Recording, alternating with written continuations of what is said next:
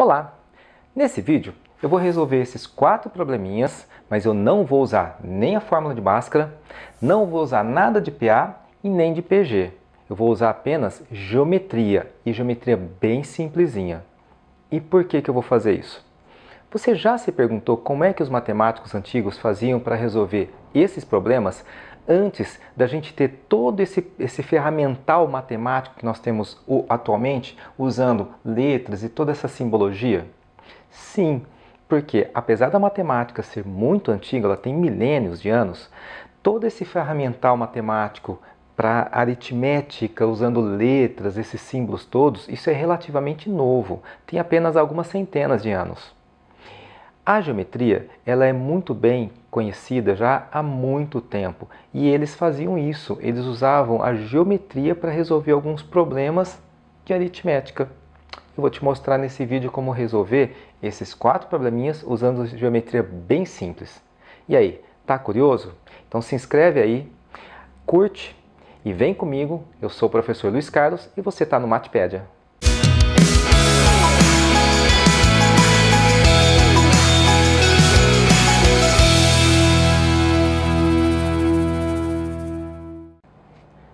Esse aqui foi o nome de um grande matemático lá da Bagdá do século IX d.C. Ele foi tão importante para a história da matemática que do nome dele surgiram 2 palavras que nós usamos hoje: algoritmo e algarismo. Eu vou pagar o mico aqui de me atrever a falar esse nome que é árabe, né? Vamos ver se fica bom. Não sei se a pronúncia está correta, tá bom? Mohammed ibn al-Khwarizmi. Percebeu? Algarismo. É daqui que surgiu essa palavra. Bom, na época dele, nós não tínhamos ainda o desenvolvimento da matemática como nós temos hoje, com toda essa simbologia, usando letras no lugar da incógnita que nós queremos descobrir.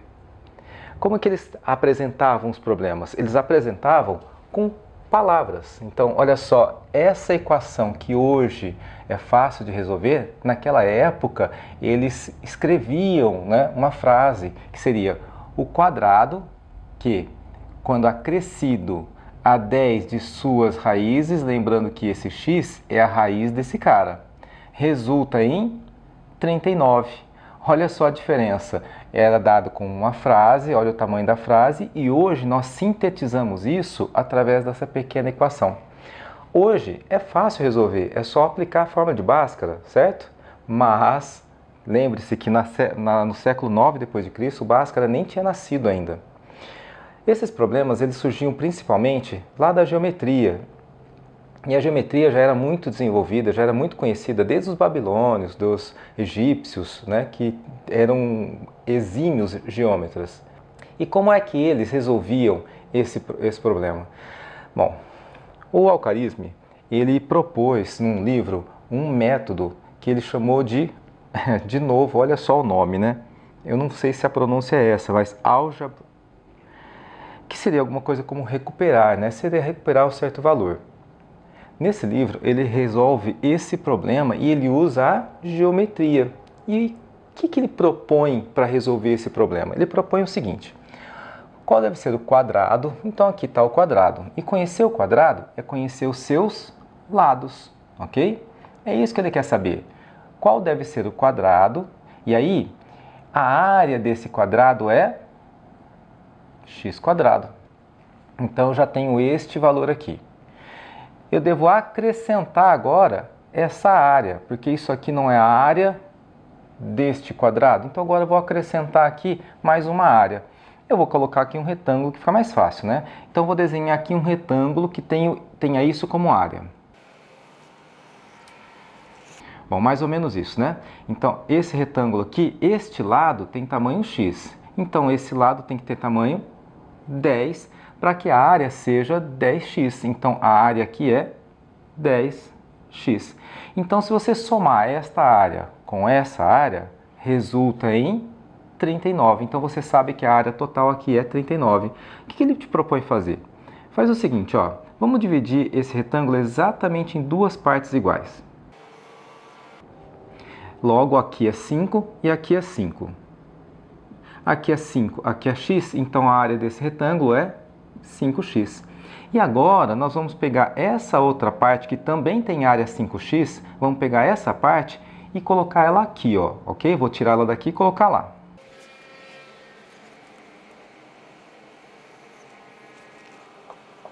Então olha só, esse retângulo eu coloquei aqui, esse lado é 5, este lado é x. Então a área aqui também é 5x. Então a área desse retângulo mais a área desse retângulo é esse valor.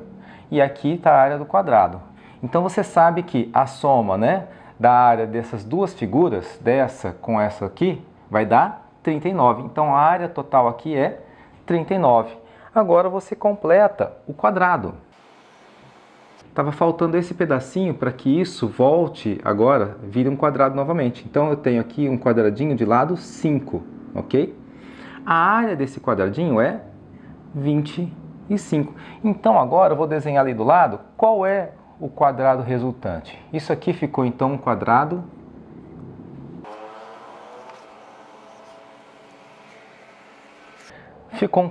de quanto de área? Aqui você sabe que é 39. E agora você acrescentou um quadrado de 25. 39 mais 25, então você tem um quadrado de tamanho 64. Então esse aqui é um quadrado de área 64. E você sabe que um quadrado de área 64 é um quadrado 8 por 8. Logo, você só pode ter isso aqui, que é x mais 5, igual a 8. Então o valor que você está procurando é 3. Pronto. Bom, algumas observações aqui. Esse método que ele usou, né, ele não contempla as raízes negativas. Se você usar a fórmula de Bhaskara aqui, você vai ver que essa equação tem uma raiz negativa, que seria o menos 13. Mas para a época, as raízes negativas não faziam sentido. Como que você vai ter um quadrado de lado menos 13? Não faz sentido, ok? Só que, de qualquer forma, essa saída que ele encontrou para resolver o problema foi de uma astúcia incrível. E desse trabalho resultou que os matemáticos seguintes, eles perceberam que o método que ele estava propondo, ele servia para qualquer equação quadrática. E aí depois, com o desenvolvimento da álgebra, eles conseguiram encontrar formas de tratar, inclusive, as raízes negativas. E delas saíram, por exemplo, o que a gente conhece como fórmula de Bhaskara. Então, esse trabalho foi de uma importância gigantesca e ele propôs resolver o problema usando apenas geometria. Relembrando, não contemplava as raízes negativas porque na época, para eles, isso não fazia sentido, mas isso foi o que precisava para que eles conseguissem desenvolver um método e aí a álgebra se desenvolver e a gente encontrar o que a gente encontra hoje, que é, por exemplo, a fórmula de Bhaskara. Tudo começou daqui. Para fazer essa soma, vamos pensar o seguinte, ó. Se eu tivesse aqui uma malha quadriculada, seria mais fácil, eu não tive que fazer esses quadradinhos, tá? Imagina que cada quadradinho desse tem área 1, ok? Então, olha só, na primeira linha eu pintei um quadradinho, então qual é a área que é aqui? 1. Na segunda, eu tenho aqui, ó, pintei 2. Qual é a área que eu tenho aqui? 2. E na terceira, a área é 3, e na quarta linha a área é 4, e assim sucessivamente. Qual é a área pintada aqui, ó, na 14ª linha? A área é 14. Então, se você parar para pensar, aquela soma é a área que eu tenho pintada aqui, tudo bem? Mas agora você presta atenção no seguinte, ó, nessa coluna, a área que eu tenho sem pintar é 1, e nessa 2, nessa coluna 3, nessa coluna 4. Então, em cada uma dessas colunas, a área sem pintar é o número que eu tenho aqui, tudo bem? Então, se você parar e prestar atenção, você vai perceber que, olha só, a área que eu tenho deste lado é exatamente a área que eu tenho do lado de lá. Logo, a área que eu quero é metade da área do retângulo. E qual é a área do retângulo? Aqui eu tenho 14, certo? Vezes 14 mais 1, que é 15. Essa é a área do retângulo, mas a soma é metade disso. Então eu tenho 7 vezes 15, 105. Então 105 é essa soma. E você pode estar pensando, professor, mas precisava disso tudo para fazer essa soma? É só somar 1, mais 2, mais 3, mais 4, mais 5. Dá um pouquinho de trabalho, vai até 14, mas eu consigo fazer? foi até 14. Mas será que eu não consigo generalizar isso com essa ideia para até n? E esse n podia ser 140, né? Então, olha só. Se eu quisesse fazer essa soma, 1 mais 2 mais 3, etc., até n. Pensa agora, se eu vou até, etc., até n, eu teria n linhas. Então eu teria aqui um retângulo de altura n, e qual seria o comprimento dele? Seria n mais 1. Então a área total seria n vezes n mais 1, só que a área que eu quero seria metade disso. Essa aqui é a formulinha que você ia encontrar se você usasse PA. Se você usasse a formulinha da soma de PA, isso é o que você encontraria. Mas você não precisa saber nem o que é PA. Basta um pouquinho de geometria bem simplesinho e você encontra essa soma. Essa próxima soma, eu tenho aqui apenas números ímpares, né? 1, 3, 5, 7, até o número 27. Bom, para isso, nós vamos novamente fazer aqui uma malha com quadrados, tá bom? Cada quadradinho aqui, ó, tem lado 1, então qual é a área deste quadradinho? É 1. Cada quadradinho tem área 1. Agora, olha só, se você pegar esse quadradinho, a área dele é 1. E a área desses três aqui, ó, esses três aqui, a área é 3. Aqui eu tenho 5 quadradinhos, então a área é 5. Aqui eu tenho 7, 1, 2, 3, 4, 5, 6, 7 quadradinhos. Então a área vai ser 7, porque cada quadradinho tem área 1. Aqui eu tenho 1, 2, 3, 4, 5, 6, 7, 8, 9 quadradinhos. A área é 9 e assim sucessivamente. Então, olha só. A área que eu tenho aqui é 1. Se eu somar a área daqui com essa, é a mesma coisa que somar esses dois valores. 1 mais 3. E a área que eu tenho agora, aqui, ó, neste quadrado aqui, não é 1 mais 3 mais 5? Então você já percebeu, né? Que a soma de todos esses números é a soma das áreas de todos esses quadradinhos. Ou seja, 14 vezes 14, certo? Porque aqui eu tenho um quadrado 14 por 14, ó, tá joia? Que vai dar 190, ok? Eu podia muito bem ter escrito assim como 14 ao quadrado. O exercício poderia acabar aqui, se eu não quisesse tentar generalizar de novo, né? Olha só. Então, se eu parasse a minha soma aqui, se eu parasse a soma aqui, ó, então, ó, aqui. Primeiro, ó, a soma até aqui é 1, que é 1 ao quadrado. Se eu parasse a soma aqui, ó, os dois primeiros números ímpares, então eu teria aqui um quadrado de lado 2 por 2, seria 2 ao quadrado. Ó, esse é o terceiro número ímpar, certo? E a soma da área desse quadrado, que é 3 ao quadrado. Os quatro primeiros números ímpares, eu tenho aqui ó, um quadrado de lado 4. A área é 4 ao quadrado. Mais um. Quinto, a soma desses 5 primeiros números ímpares é um quadrado 5 por 5, ou seja, 5 ao quadrado. Então, se eu chegasse aqui no 14º número ímpar, seria esse quadrado 14 por 14, tudo bem? Então, se eu quisesse pegar a soma 1 mais 3 mais 5 mais todos os ímpares até o enésimo número ímpar. Quem é o enésimo número ímpar? Como que eu escrevo esse enésimo número ímpar? Bom, para ajudar, eu coloquei esses números aqui, ó. Você já vai entender já já o porquê, tá? Olha só.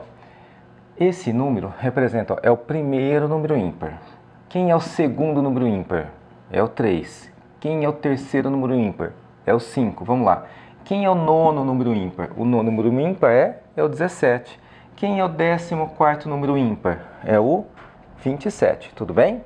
Como é que nós caracterizamos os números pares e ímpares? A gente se caracteriza assim. O número, quando ele é par se na divisão por 2 o resto é 0. E ele é ímpar se na divisão por 2 o resto é 1, certo? Se você se lembra bem, na hora que você vai fazer a divisão, o resto é sempre um número maior ou igual a 0 e menor do que o divisor. Maior ou igual a 0 menor do que o divisor só pode ser 0 ou 1. Então, todo número inteiro, natural, ele pode ser classificado em par ou ímpar, tá bom? Então, do algoritmo da divisão de Euclides, eu posso concluir que o n é 2 vezes k. Lembra disso? Esse vezes esse mais esse é igual a esse aqui, certo? Aqui é a mesma coisa. Então, n é igual a quanto? 2 vezes k mais 1. Isso é o que caracteriza os números ímpares e aqui os números pares. Os pares são múltiplos de 2, certo? E esses não. Bom, será que eu posso usar essa formulinha para caracterizar todos esses ímpares que eu tenho aqui? Então vamos lá. Se o k for igual a 1, se o k for igual a 1, eu tenho aqui 3. Então, o meu primeiro número ímpar é o 3? Não. Se colocar k igual a 2, k igual a 2, 2 vezes 2, 4, mais 1, 5. O segundo número ímpar é o 5? Não. Você percebeu que está sempre o da frente? Resolvo isso assim, ó. N igual a 2k menos 1. Agora isso vai dar certo. Continua sendo um número ímpar, tá bom? Então, vamos lá. Se o k for igual a 1, se o k for igual a 1, 2 vezes 1, 2, menos 1, 1. Quem é o segundo número ímpar? 2 vezes 2, 4, menos 1, 3. Quem é o terceiro número ímpar? 3 vezes 2, 6, menos 1, 5. Então, isso aqui está me dando o késimo, né? Aqui, então, eu tenho o késimo número ímpar, vai ser 2k menos 1. Tá joia? Então, aqui, ó, 2k menos 1. Eu coloquei enésimo, isso aqui certo seria késimo, certo? Então, se eu somar todos os ímpares até o késimo número ímpar, essa soma vai ser quanto? Do mesmo jeito, aqui eu vou ter um quadrado, lado k por k, certo? São k linhas e k colunas. Então, a área vai ser k ao quadrado. Bom, isso aqui é uma PA. Se você usar a formulinha da soma de PA, para essa PA aqui, para essa soma de PA, você vai encontrar isso também. Só que eu não precisei falar em PA, você nem precisa saber o que é PA, só precisa saber como calcular a área de um quadrado. Tudo bem?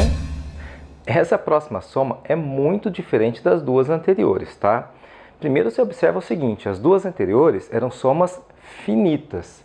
E essa não acaba aqui, ela continua. Esses 3 pontinhos aqui significa que essa conta aqui, essa soma, continua infinitamente.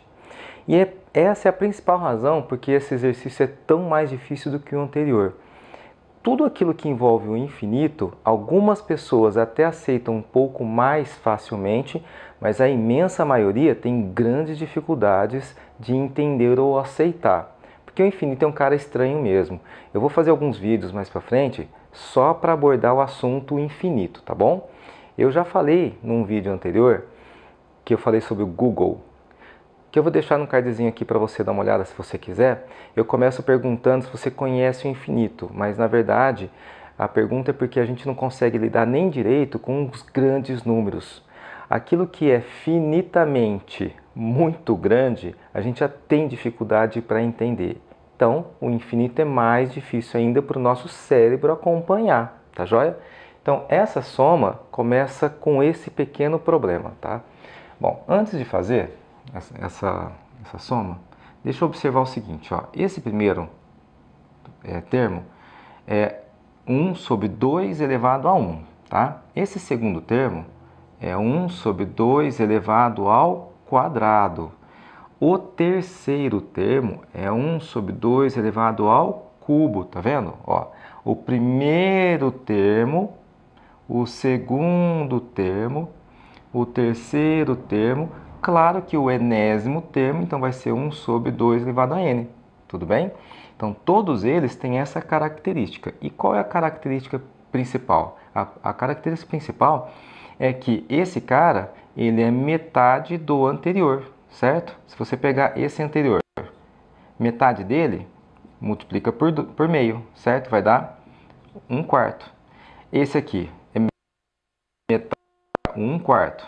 E multiplicar por meio vai dar 1/8, tá certo? Então, como é que você consegue pegar o próximo? É só pegar esse e multiplicar por meio. Pegar esse e multiplica por meio. Multiplicar por meio seria equivalente a dividir por 2, tudo bem? E eu não paro a soma aqui, é uma soma infinita. Bom, para resolver isso... e outra coisinha, antes de fazer isso, eu também poderia usar, só para apresentar para quem não conhece, esse símbolo é o símbolo de somatória, tá? Ele seria o sigma maiúsculo do alfabeto grego, seria o equivalente ao nosso S maiúsculo, S de soma, tá joia? Esse símbolo é de somatório em matemática, tá? E você está fazendo o quê? Está somando quem? 1 sobre 2 elevado a n, certo? Onde o n começa em 1 e ele para aqui? Não, ele vai até o infinito. Então, essa soma eu poderia sim escrever de uma maneira mais sucinta, resumida, com a notação de somatório. Os dois exercícios anteriores também, só que aí não seria infinito, aqui acabaria num certo número, tá bom? Quanto vai dar essa soma, então?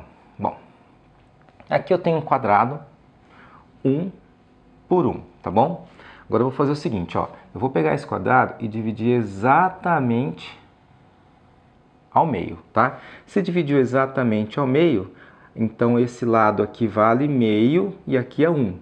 1 vezes meio, a área aqui é meio, tá joia? Essa área aqui também é meio. E agora eu vou dividir essa região em duas partes exatamente iguais. Qual é a área que eu tenho aqui? Seria 1/4. Essa área também vale 1/4. E essa região eu vou dividir exatamente ao meio. Qual é a área que eu tenho aqui? Vai ser metade dessa, certo? Que é 1/8.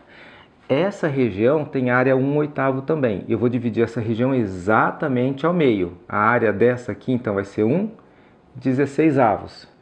Essa aqui tem área 1/16. Eu vou dividir exatamente ao meio. Então, essa região tem área 1/32. E continua. Essa aqui tem área 1/32. Divide ao meio. Essa aqui tem área 1/64. E você pode fazer esse processo... dividiu ao meio, dividiu ao meio, dividiu ao meio, dividiu ao meio. Você pode fazer esse processo, teoricamente, infinitas vezes. E aí, se você percebeu, esse cara é a área que eu tenho aqui. Esse é a área aqui. E esse, a área aqui. E assim sucessivamente. Por quê? Porque o próximo é sempre metade do anterior. O próximo não é metade do anterior. O próximo não é metade do anterior. O próximo... Então, essa soma é exatamente essa aqui, ó. Essa soma é infinita, mas esse processo, pelo menos teoricamente, eu posso fazer infinitas vezes. Então, você concorda que essa soma é a soma de todas as áreas que eu tenho de todos esses retângulos aqui? Todos esses retângulos, a área de todos eles é a área do quadrado maior, que é 1. Bom, quando entra o infinito... isso é um problema um pouquinho mais sério. Alguns alunos realmente têm dificuldade. Ah, professor, mas eu consigo fazer essa divisão infinitamente? Na prática, se você for fazer essa divisão infinitamente, o seu tempo de vida é finito. Infelizmente, uma hora você vai morrer, eu vou morrer, certo?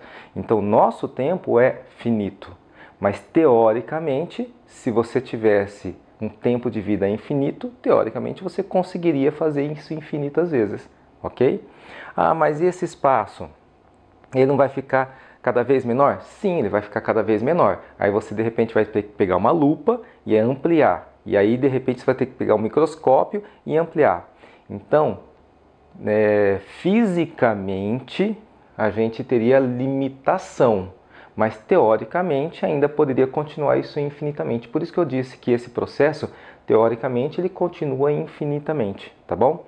Algum desses retângulos aqui vai ser zero em algum momento? Nunca. Em nenhum momento você vai encontrar um retângulo com área igual a zero.